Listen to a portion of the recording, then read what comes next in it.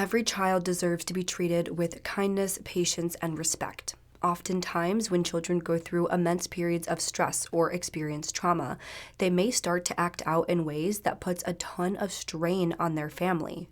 Most of the time, parents or caregivers understand that their child is going through a lot, and what they need is structure and guidance.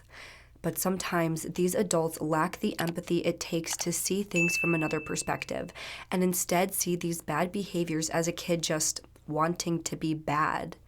And instead of providing that guidance, showing them right from wrong, they punish, and they punish some more, and keep punishing until the kid doesn't even know why they're being punished.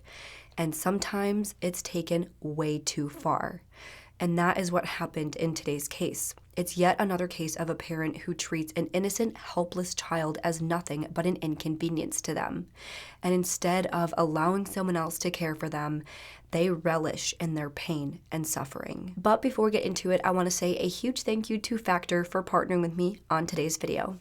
This fall, as the holidays start ramping up and our schedules just get busier and busier, you are going to have a lot going on outside the kitchen. That is why I turned to Factor. They deliver nutritious, chef-prepared meals ready to eat in just 2 minutes. Whether you're managing your calorie intake, maximizing your protein, or simply just want to eat a more balanced diet, Factor has got you covered. They have a variety of fresh, never frozen choices, offering 35 wholesome meals each week, including Gourmet Plus, Keto, Calorie Smart, and Vegan and Veggie. There's literally something for everyone. If there's one thing to know about me, it's that for whatever reason, I literally hate going to the grocery store. It stresses me out having to pick out each ingredient for each meal I want and then having to find the time to go home and cook. It can be overwhelming at times. So I like that Factor helps me cut down on the amount of time that I spend worrying about meals while still helping me eat a full, nutrient-dense diet. I love that they offer such a wide variety of choices. Since I'm a vegetarian, it can be hard to find fresh, interesting recipes. But Factor definitely keeps things interesting. I like that Factor is flexible. I can adjust my order size to keep it all for myself, or I can share with roommates if I want. Then, if I'm out of town or have some special event, I can skip a week, no problem. Right now, Factor is offering a discount for viewers of this channel. Head to factor75.com or click the link down below and use code 50RachelShannon to get 50% off your first box plus free shipping. That's code 50RachelShannon at factor75.com for 50% off your first box plus free shipping. Thank you again so much to Factor for partnering with me on today's video. With that being said, let's get into today's case. Arthur Labinjo-Hughes was born January 4th, 2014 to Olivia Labinjo and Thomas Hughes in West Midlands, England. When Arthur was just over a year old, his mother and father split up. Arthur went on to live with his mother, who was his primary caretaker for the 5 years that followed. During that time, Thomas did stay very active in Arthur's life. He co-parented with Olivia to the best of his ability, having constant contact with her and Arthur. He also maintained contact with his parents and Olivia's parents, as well as other extended family members on both sides, all who played significant positive roles in Arthur's life. After the split with Thomas, then 26-year-old Olivia started a new relationship with 28-year-old Gary Cunningham, who worked as a delivery driver.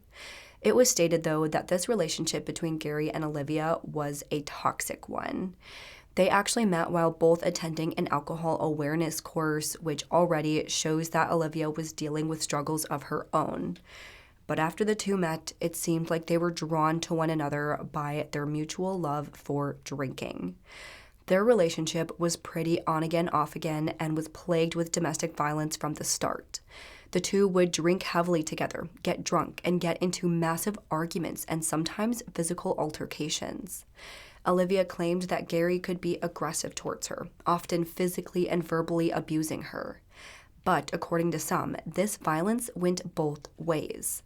It seemed like both Gary and Olivia had a tendency to lose their tempers and start yelling and screaming at each other. They frequently got into heated arguments, which led to physical altercations between the two. At some point during this relationship, social services did get involved with Olivia to ensure that the home was a safe place for her son. In June of 2018, a child in need assessment was done, but it was found that no further action needed to be taken. They did recommend they seek additional support from other agencies, but other than that, things seem to be going okay. But then, by November of 2019, one of these altercations got so bad that Olivia stabbed Gary in the arm with her son Arthur still in the home. After that incident, the violence in the relationship continued to escalate until February 23rd, 2019. That morning, authorities were called to Olivia's flat in Harbone with reports of a stabbing. When first responders arrived, they found Gary Cunningham in the home unresponsive. He had been stabbed multiple times. There was one deep stab wound to his chest and 3 deep stab wounds to his left leg, with one on the back of his knee being 11 centimeters deep. Then he had 8 additional superficial stab wounds all over the rest of his body. Olivia was at the scene, and it was clear that she was intoxicated at the time. Then, when first responders spoke to her, she initially tried saying that Gary killed himself. But of course, it was obvious that this was not the case. Someone who wants to take their own life isn't going to stab themselves repeatedly all over their body in this fashion. It was obvious from the jump that Olivia was the one responsible. She was quickly arrested on suspicion of murder, and at that time, she started to claim that the stabbing was self-defense. I do want to note that Arthur, thankfully, was not in the home at the time that this took place. She ultimately went on trial for murder, but she was convicted of manslaughter instead. The judge in her case did not believe that this was a true self-defense situation, but she did concede that Olivia had mental health issues, which she self-medicated with drugs and alcohol. She said that both Olivia and Gary were abusive towards one another until Olivia finally snapped and murdered Gary in a drug and alcohol-fueled rage. For her conviction, she was sentenced to 11 years behind bars. So around that time, in February of 2019, 5-year-old Arthur was removed from his mother's care and placed with his father, Thomas. At the time, another child in need assessment was conducted, which determined that no further action was needed.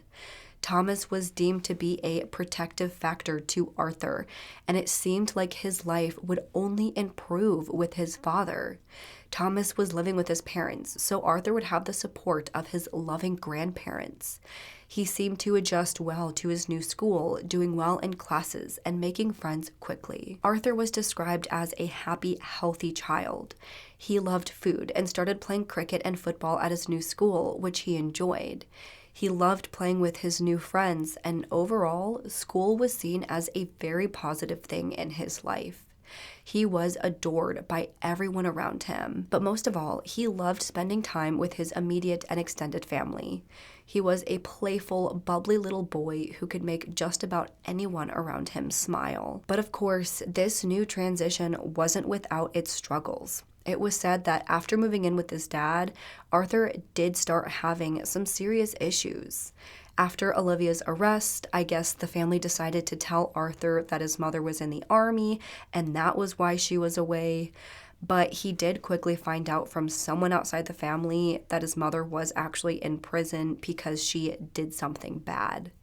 It seemed like after hearing this news, Arthur became a lot more anxious, getting upset anytime his dad or grandparents dropped him off at school. He was afraid that everyone he loved was going to leave him. He also started having nightmares about everyone leaving him and his dad being taken away from him or his dad disappearing. He started to become fixated on death and the news. Of course, having to witness his mother being in this toxic relationship and then having her arrested and taken away from him, it's a lot for a 5-year-old to process. He doesn't understand what's going on. He doesn't understand what his mom did. All he knows was that she did something bad and she was taken away from him. And again, that is a lot for a little child to go through. But he did his best to push through. Initially, after Olivia's arrest, Arthur got to have telephone communications with her 3 times per week. But by October of 2019, Thomas stopped all communication between them as well as Olivia's parents and the rest of her extended family. He completely cut off contact with her entire side of the family. By December of that year, Olivia petitioned to establish contact again, prompting the Child and Family Court Advisory and Support Service to become involved with the family.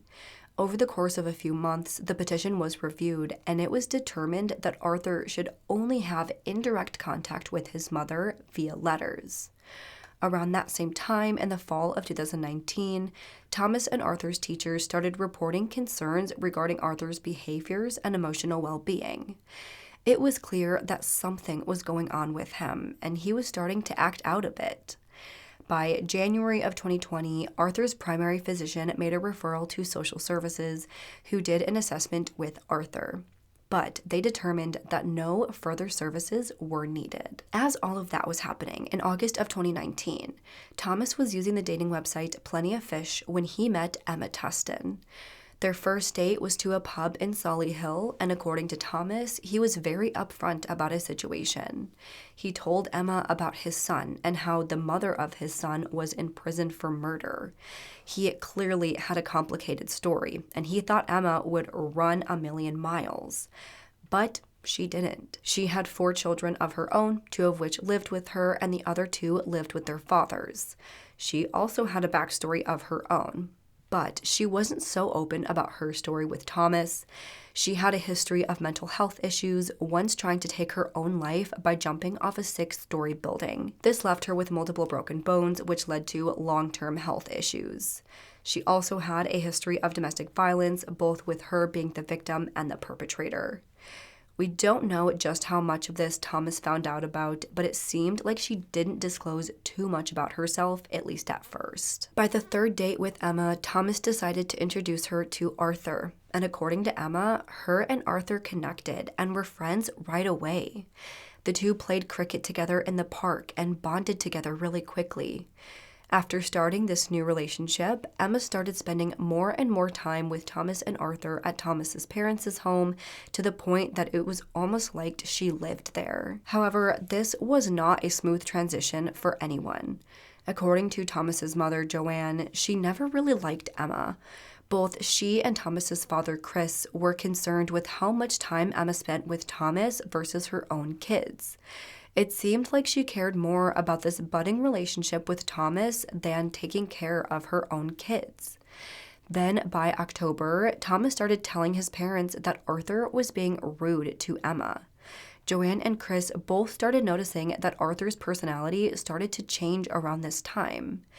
As I stated, he did start showing some concerning behaviors at school and at home due to the trauma he was working through.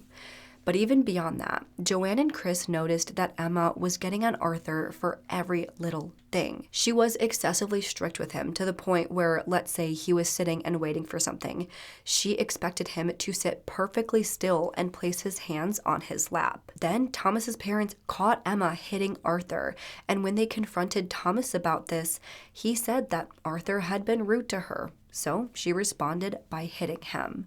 No biggie. As his relationship with Emma continued, those around Thomas also started noticing Thomas becoming a lot more strict with Arthur.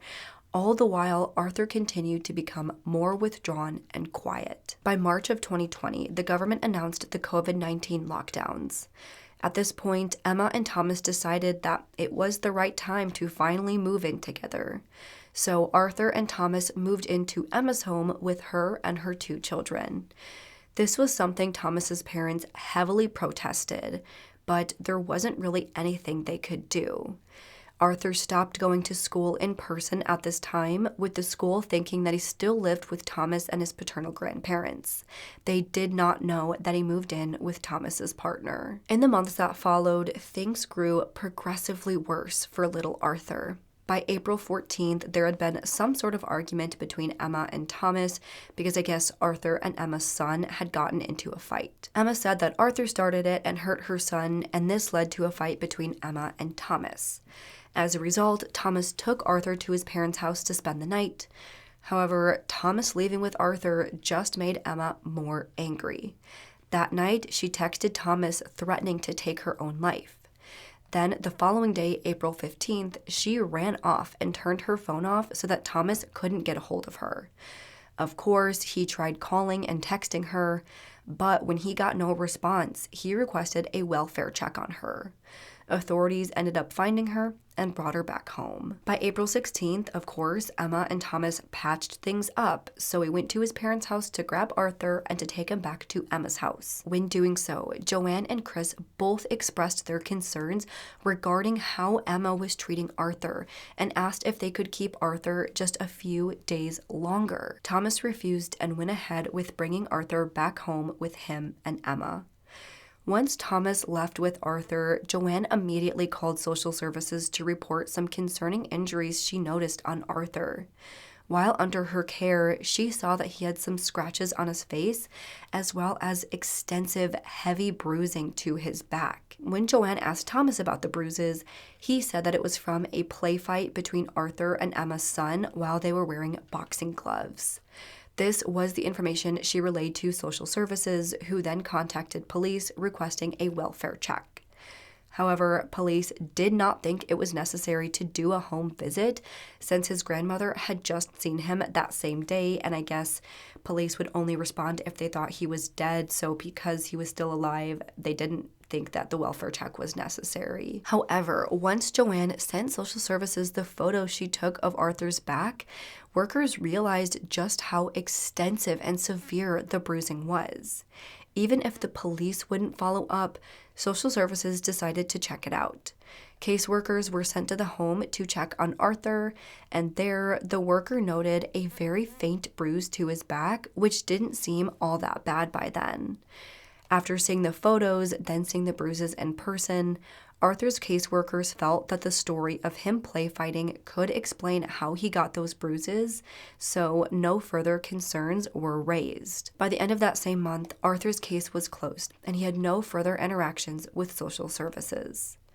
By this point, Thomas did update social services on his new address with Emma and told them that Arthur would be returning to school in person on June 8th.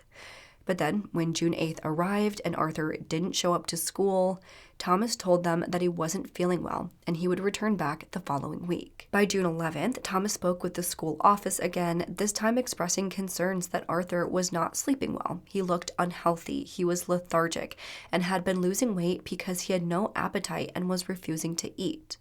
They went ahead and contacted Arthur's primary physician, who tried to call Thomas, but they were not able to get a hold of him. Eventually, Thomas did call the school back, telling them that Arthur would now be returning June 18th because Emma was having a 2-day birthday celebration that I guess Arthur could not miss. However, it seemed that all Thomas was actually doing was stalling and trying to come up with excuses for Arthur's condition. Arthur was never going to be returning back to school, and Thomas knew that. By June 16, 2020, emergency services were called to Emma's home with reports of Arthur being in cardiac arrest. In the call, Emma said that Arthur fell and banged his head. Then, once on the floor, he head-butted the floor an additional 5 times.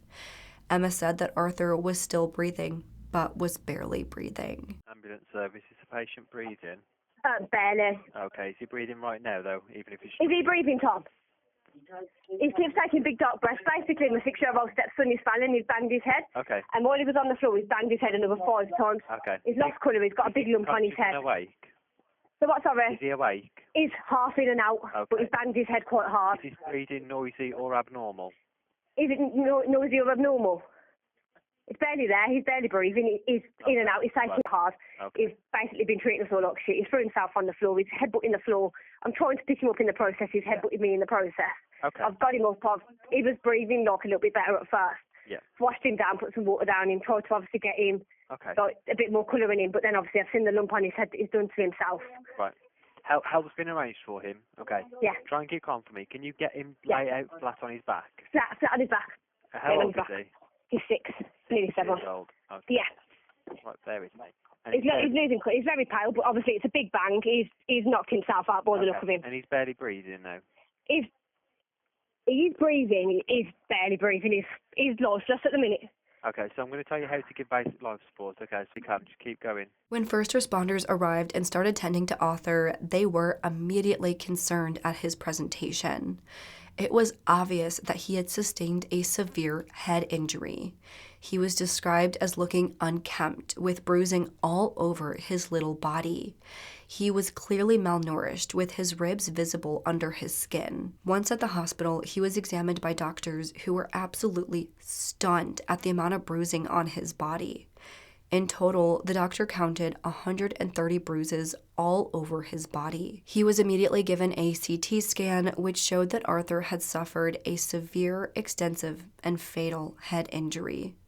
It was at that time when doctors knew that Arthur was not going to survive his injuries.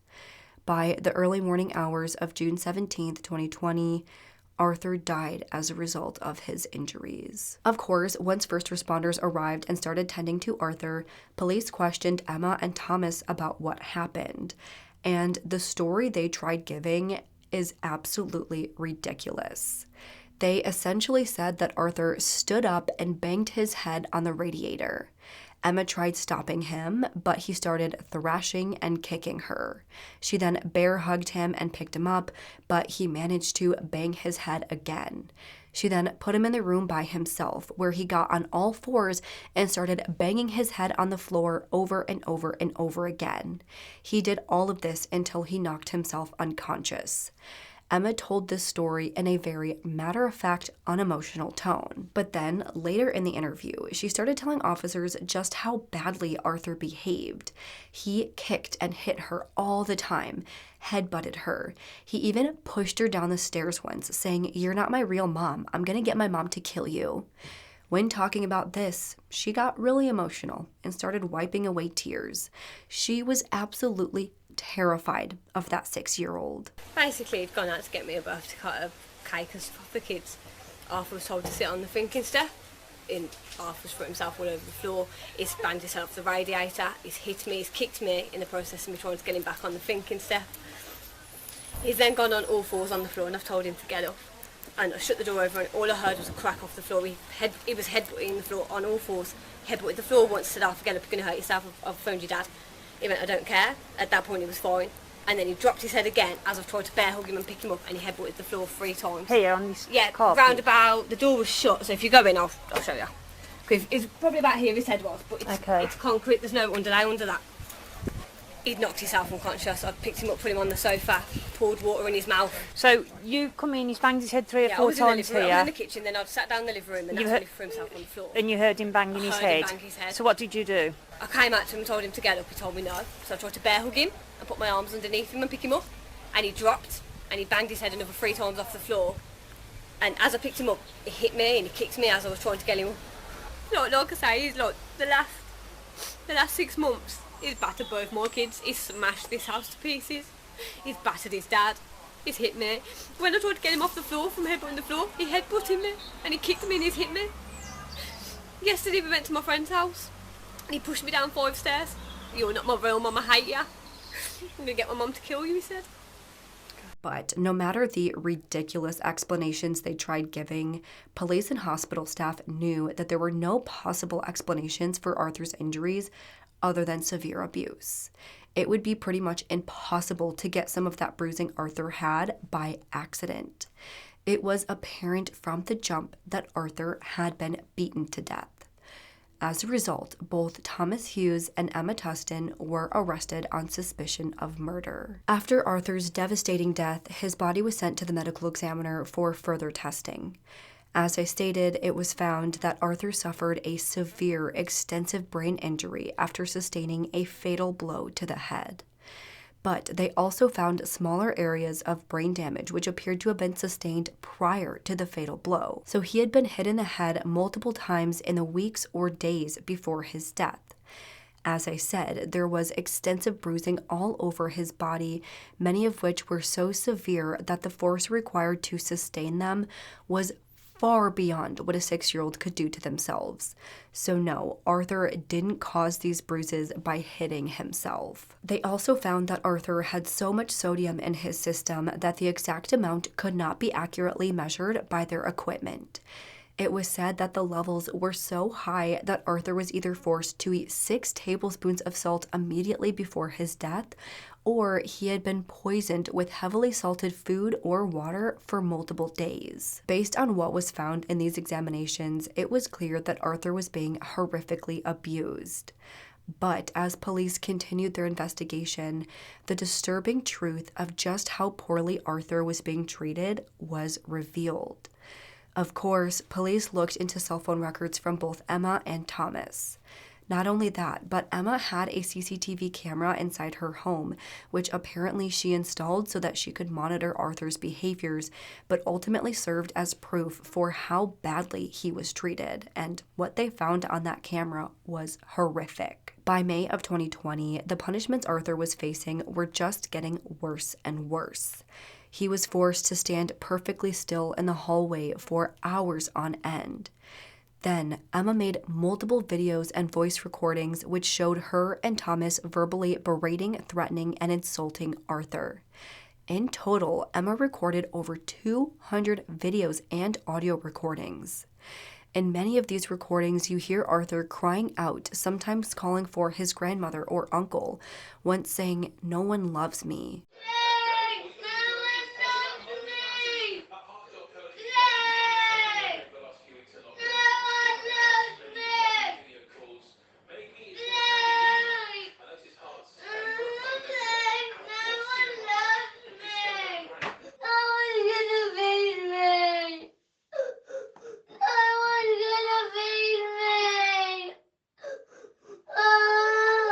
You hear Emma and Thomas both calling Arthur names like C-U-N-T, Devil Child, Satan, Hitler, Weasel, and little P-U-S-S-Y. Thomas was also heard making threats against Arthur, saying things like, "I'll go to town on him, I'll end him," and he said he could take his jaw off his shoulders and use it like a football.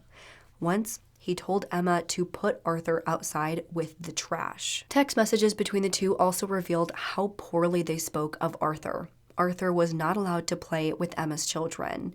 He spent most of his time alone, away from the rest of the family. He was treated like he didn't belong, like he wasn't wanted there.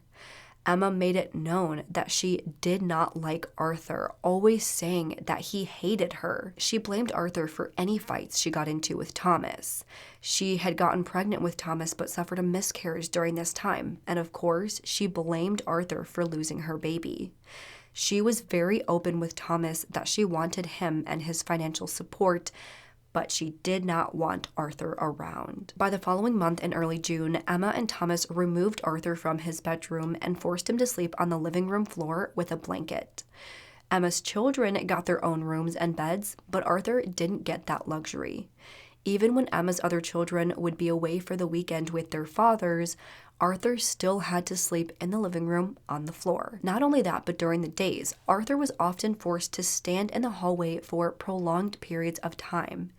In fact, between the days of Friday, June 12th through Sunday, June 14th, Arthur spent over 35 hours standing in that hallway by himself, not allowed to move, make noise, or sit down. On the 12th, video from the home showed that Arthur was forced to stand in the hallway for 14 hours and 19 minutes.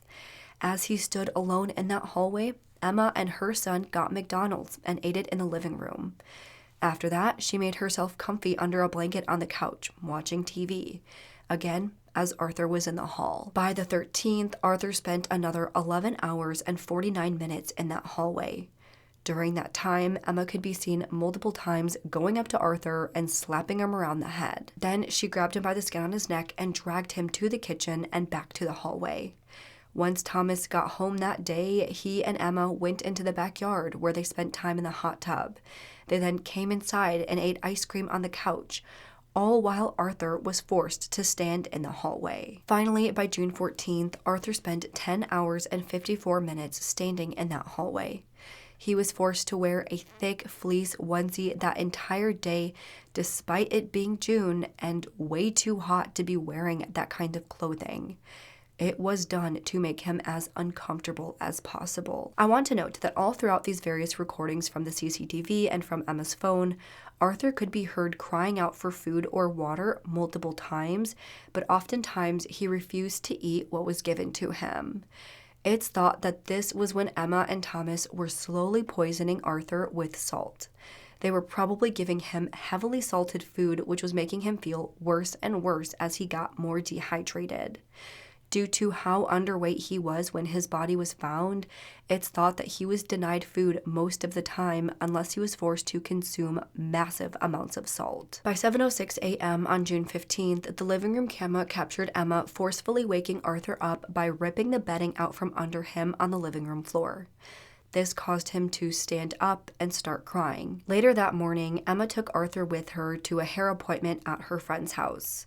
During the 5 or 6 hours of that appointment, Arthur was made to stand perfectly still in that doorway. When Thomas later met Emma at this appointment, he grabbed Arthur by the skin on the back of his neck, yelled at him, and called him a cunt.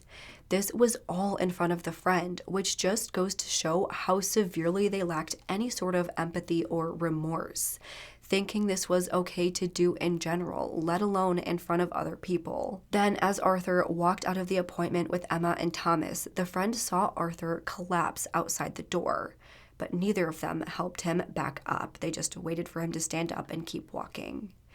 They returned back home at around 6, and shortly after they got home, the camera saw Thomas pick Arthur up and squeeze him tightly before beating him multiple times with a belt, whipping him as hard as he could. After that, Thomas went out while Emma stayed home. While Thomas was out, Emma told him that Arthur bit her. Thomas replied, "Just end him." Once Thomas returned home, he dragged Arthur between the kitchen and living room multiple times by grabbing the back of his neck. By 8:30 a.m. the following morning, June 16th, the living room camera captured Arthur waking up. He appeared very weak, struggling to pick up his blanket and drag it out of the room.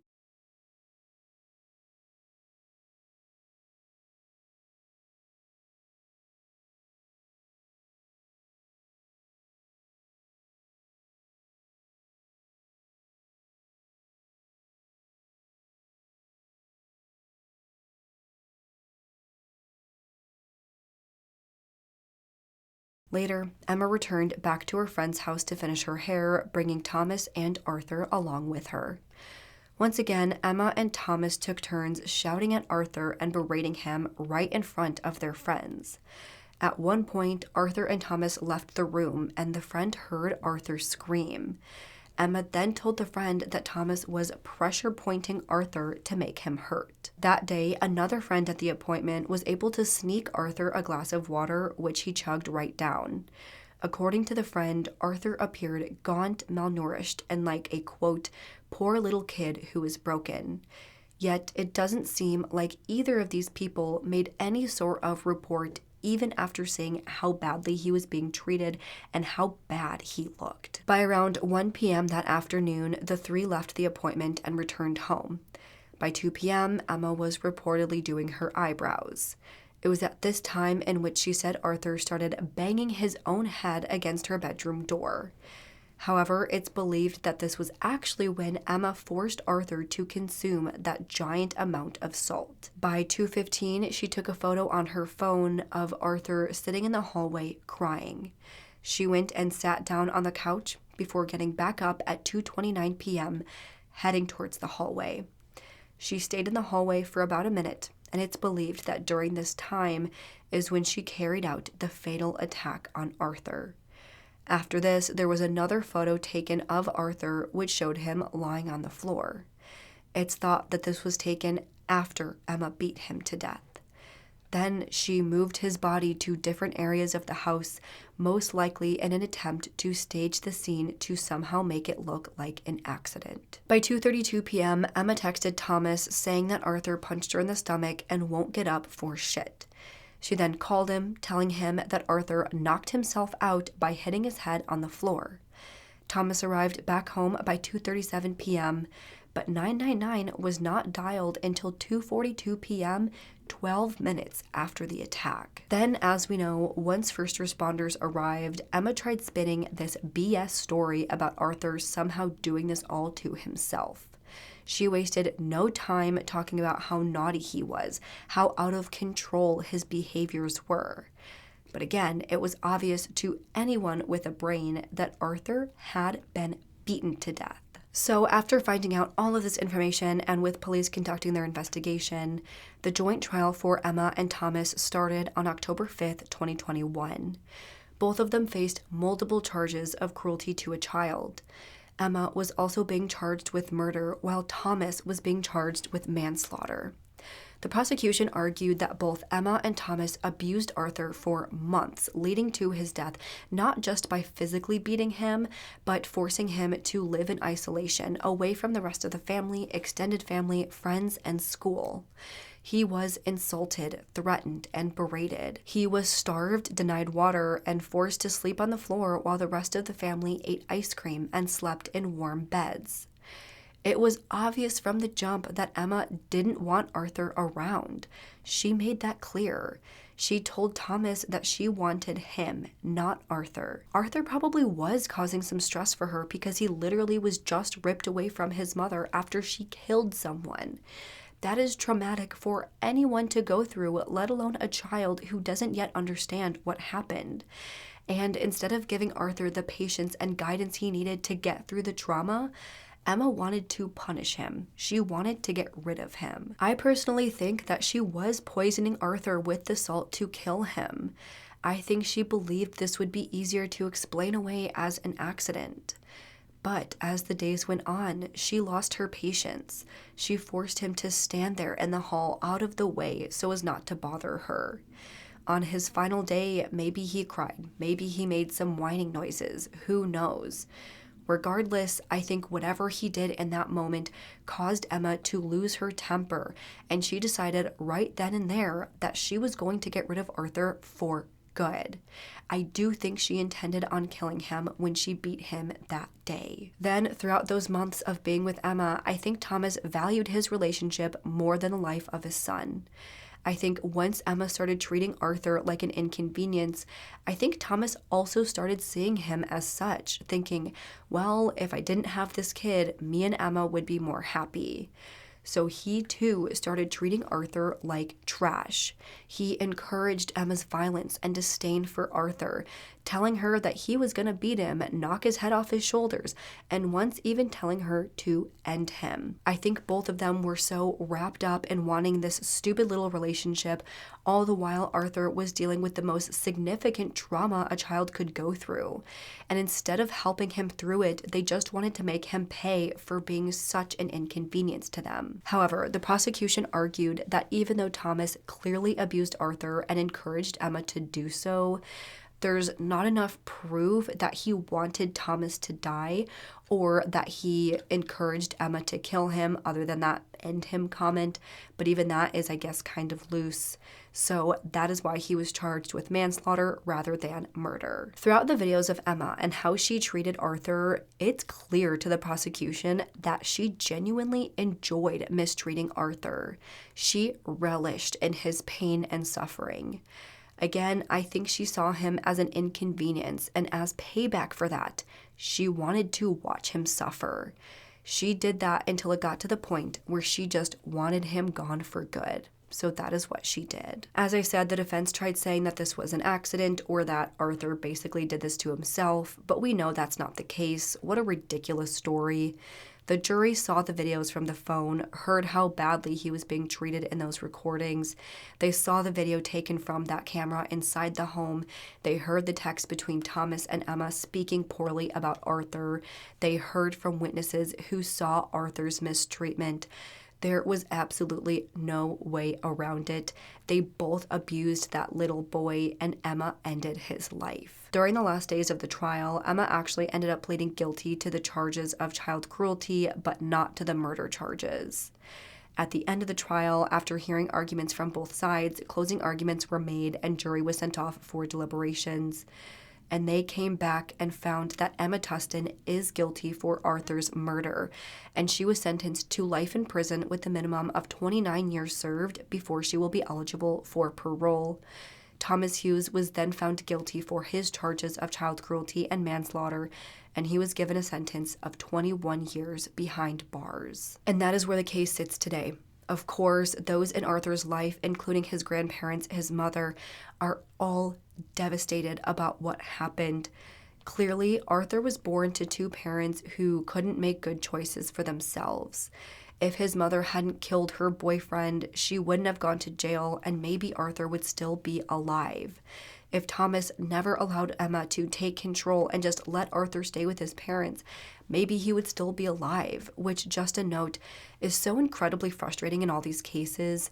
So often we see these parents who clearly don't want their children. They abuse them, neglect them, and treat them like an inconvenience, all while they have family members who are willing and ready to take them. Yet they would rather keep them at home and abuse them than to just relieve themselves of the responsibility. Why couldn't Thomas just leave Arthur with his parents if he was such an inconvenience to him and Emma? Was it because Emma enjoyed inflicting pain on him? I think so. But at the end of the day, it doesn't make sense why she wouldn't just let Arthur be with his grandparents when she said herself she doesn't want him around. But I do think he might have acted out towards her. I think he might have even hurt her. Maybe he did kick her at one point when he was having a fit, like a 5-year-old does. And because of that, Emma wanted to make him pay and wasn't okay with him just enjoying his time with his grandparents. This case was one of many which was reviewed by the English government in hopes of understanding what further action could have been taken. I know that I've been covering a lot of these types of cases recently, but every time I research one, another one pops up and I feel compelled to tell their story. Of course, many things could have been done to prevent Arthur's death, including social services following up after being informed of the bruises. It's so sickening to hear time and time again about social services finding out about bruises or injuries and then just believing the parents without any further investigation. Once again, all I can do is hope that by continuing to discuss these cases, we can set the example for people who work in this field, that things like this need to be taken more seriously. Children's lives are on the line. But with that being said, that is all I have for today's video, and now I want to know what you all think. Why do you think Thomas allowed this to happen? Do you think he was always this evil and enjoyed abusing Arthur, or did Emma bring that side out of him? Do you believe that Emma was the main abuser, or do you agree that both Thomas and Emma partook equally? Do you agree with Thomas just being charged with manslaughter, or should he also have been charged with murder? Let's discuss this and any other thoughts you have in the comments below. If you like this video, please make sure to go ahead and leave this video a thumbs up and subscribe to my channel. I put out new true crime and mystery videos every single week. Don't forget to turn the notification bell on so you don't miss out on any of my future videos. Make sure to follow me on Twitter, Instagram, Facebook, TikTok, Apple Podcasts, and Spotify.